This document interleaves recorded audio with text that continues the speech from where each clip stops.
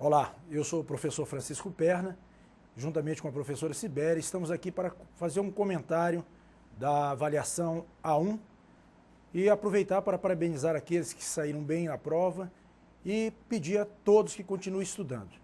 Então vamos para a questão 1. A questão A, né?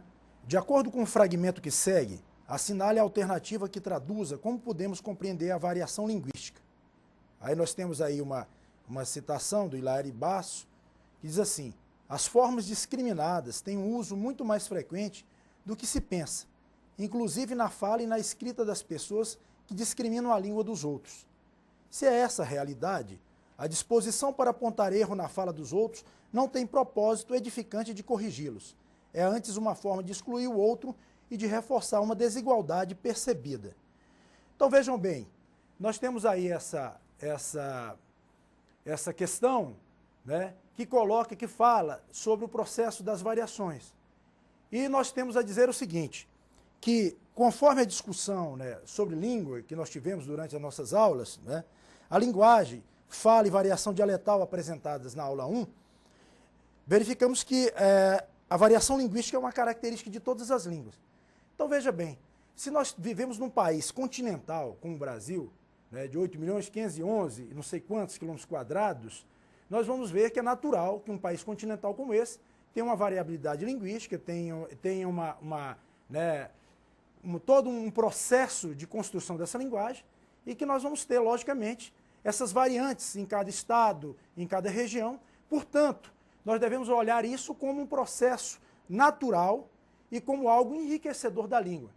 Então, quem marcou aí a alternativa 3, a número 3, língua e variação podem ser consideradas como inseparáveis, a diversidade linguística não deve, de maneira nenhuma, ser vista como um problema, mas como uma qualidade constitutiva do fenômeno linguístico, acertou. Então, parabéns. Nós vamos aí para a segunda questão. Nós temos aí, questão B. A língua, para o professor João Vanderlei Geraldi, é o produto de trabalho social e histórico de uma comunidade. É uma sistematização sempre em aberto. É o produto de um trabalho do qual ela mesma é instrumento. Assim, assinale a única alternativa incorreta. Então, se nós está dizendo aí o professor Geraldi que a língua é o produto do trabalho social e histórico de uma comunidade, então a única alternativa que nós temos como incorreta aí é a de número 3, que diz assim: a língua pode ser considerada como uma criação do indivíduo. Ela determinará quais são as regras que deve seguir nesta língua. Ora, vejamos, né? A língua, ela é um produto social. Então veja bem, quando nós nascemos, nós já encontramos essa carga cultural, essa língua aí instituída. Portanto, ela não é criada por cada um dos indivíduos, porque senão haveria uma confusão e não haveria um processo interativo. Então a língua não é do indivíduo.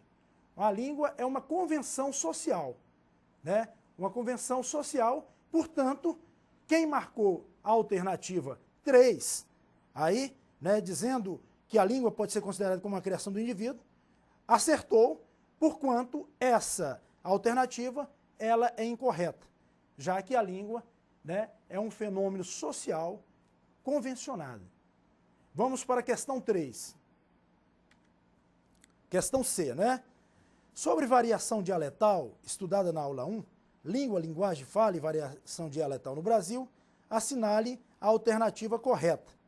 Aí nós temos aí 4 alternativas, e quem marcou a alternativa, né, número 2, alguns teóricos defendem que uma língua seria formada por vários idioletos que teriam entre si maior ou menos grau de semelhança, fazendo surgir os dialetos de uma língua.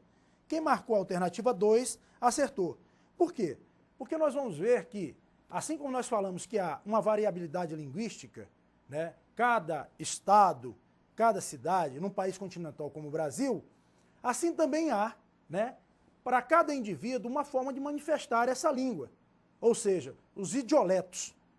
Os idioletos, cada pessoa, nós temos uma língua que é social, mas temos nós uma maneira individual de cada um se manifestar, de cada um se pronunciar, se expressar pela sua língua. E essas manifestações individuais, juntas, é que fazem essa língua tão rica, com essa diversidade tão maravilhosa como a língua portuguesa. Portanto, o idioleto é um processo natural E a língua, ela deve levar em conta essa perspectiva de cada indivíduo. Assim como há também os idioletos que formam os dialetos, né? Nós temos também os socioletos, ou seja, os falares de cada comunidade científica ou de cada tribo.